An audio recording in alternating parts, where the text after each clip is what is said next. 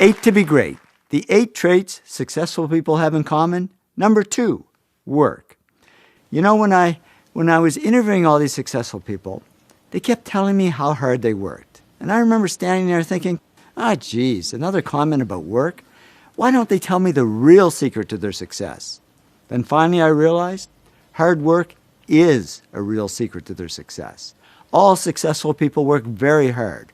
Martha Stewart said to me, I'm a real hard worker. I work and work and work all the time. Media tycoon Rupert Murdoch said it's all hard work. Nothing comes easily. But I have a lot of fun. Did he say fun? Yes, successful people have fun working. That's why I say they're not really workaholics, they're workaholics. Jim Pattison, chairman of the Jim Pattison Group, is a workaholic. He says, business is my recreation. I'd rather go to our factories and meet with our people than go to the beach, I can tell you that. Dave Lavery, the NASA whiz who builds those robots for Mars, said to me, we work our fingers to the bone, but it doesn't seem like work. It's fun. It's what we want to do. We don't want to put things down and go home. Bill Gates is a workaholic. Even after he was a multimillionaire, he worked most nights until 10 p.m. and only took 2 weeks off in 7 years. And he probably spent them on his computer. Oprah is a workaholic. She says, I'd never see daylight. I'd come into work at 5:30 in the morning when it was dark and leave at 7 or 8 when it was dark. I'm a workaholic. And over the years, I've gone through many days and even weeks without much sleep just because I was having so much fun. And I got to admit, at times like that, you say to yourself, am I the only one working this hard? Because there's a myth that comes easy to some people. You turn on the TV, nobody's working that hard. A guy like Chris Rock stands up on stage, tells a few jokes. What's hard about that?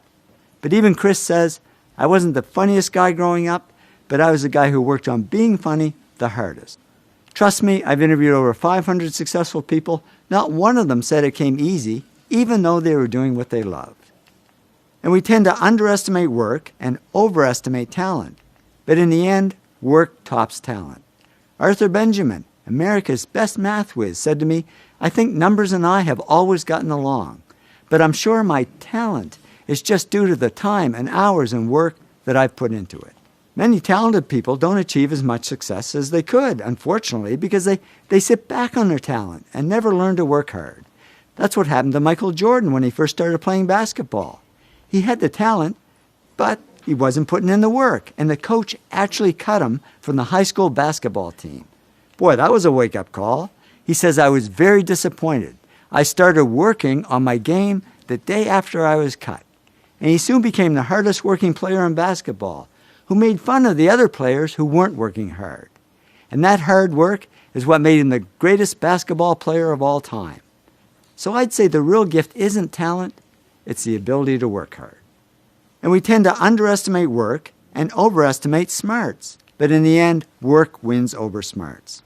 In fact, many successful people aren't the smartest. They just work the hardest. Francois Parenteau, who Business Week called the top independent analyst on Wall Street, said to me, I'm certainly not that smart. I can't even remember my own zip code. But he also says, work is a big part of my life. I think about investments pretty much 24 hours a day, 7 days a week. Nez Hallett III is CEO of Smart Wireless. And I thought that's ironic, because he told me he's not that smart. He says, I graduated from high school with a C average and college with a C- average. But now the smart PhDs are reporting to him. How did he do it? He said, if you're going to be successful at anything, the key thing is to work hard. I'm not smart. As proof, here's my actual 12th grade report card. It was the only one my parents ever kept. Don't ask me why they kept it. It's nothing to brag about. As you can see, I was a C student, not an A student.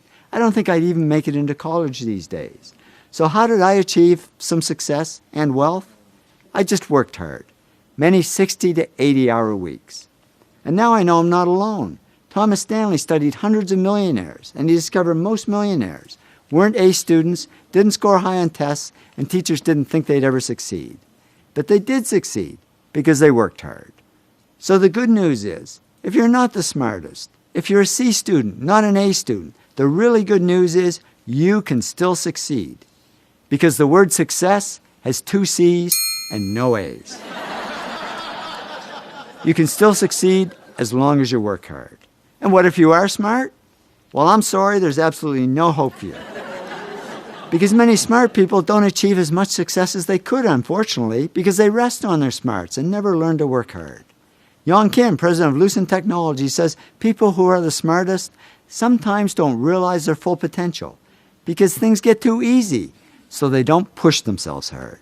After a talk I gave at one of the world's top 10 business schools, a man came up to me and said, "You know, when I got my MBA here a few years ago, I was one of the smartest people in the class. I thought I had it made. So after I graduated, I sat back and I didn't work hard and I went downhill. And now at this point in my life, I've gone nowhere. I haven't achieved any success at all." He said, "Thanks for the wake-up call. Now I know what I need to do. I need to work." So the bottom line is, whether you're smart or not, whether you're talented or not, just keep working.